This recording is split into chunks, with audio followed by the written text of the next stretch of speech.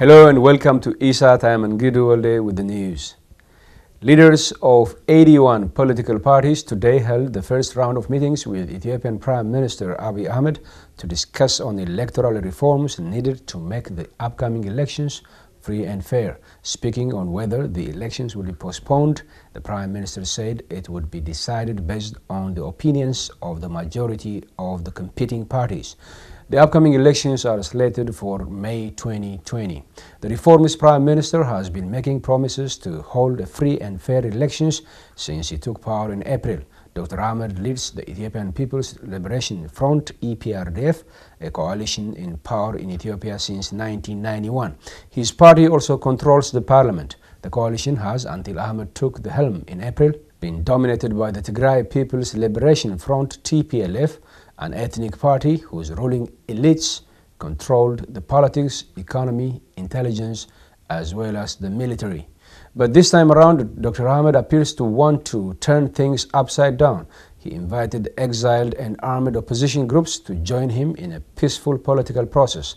As part of the reforms, Dr. Ahmed appointed people of varied ethnic background in powerful positions until now controlled by the Tigrayans. Last week, the premier appointed a former prisoner and a former leader of an opposition group, Burtukan Mideksa, to lead the electoral board.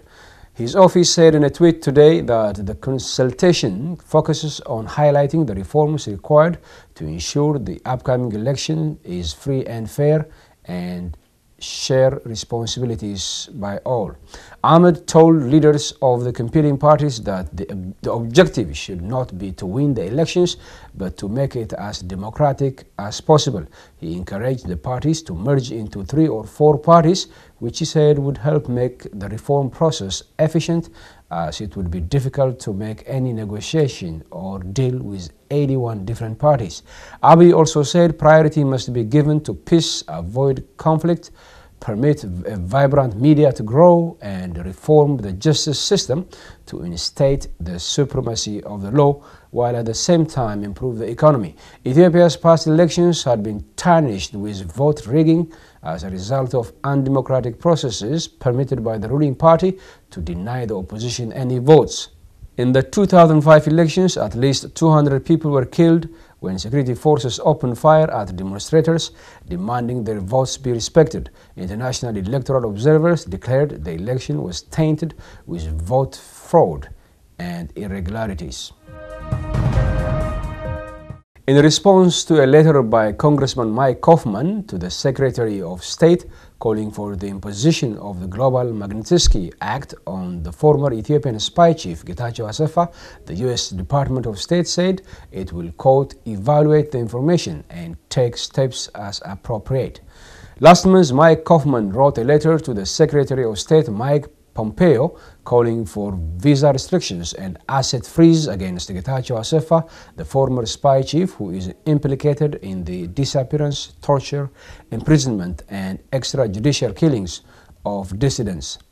The congressman said in the letter that Getachew Asefa, quote, has been implicated in numerous serious crimes, including ethnic-based violence in different parts of Ethiopia.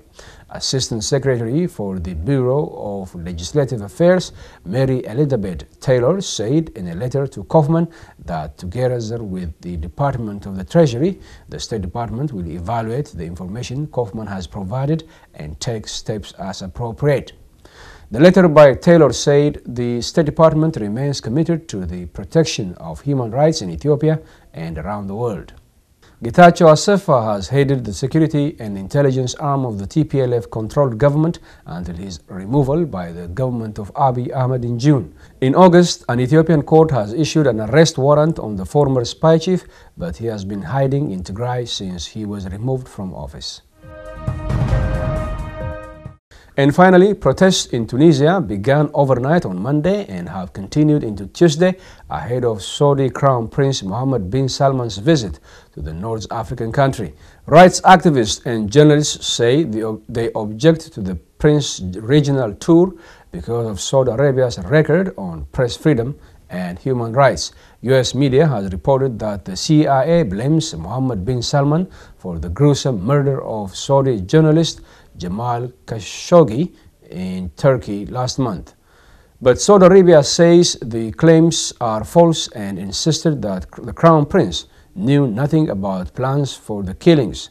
According to the BBC report, US President Donald Trump has also dismissed the accusations, contradicting his own national intelligence agency.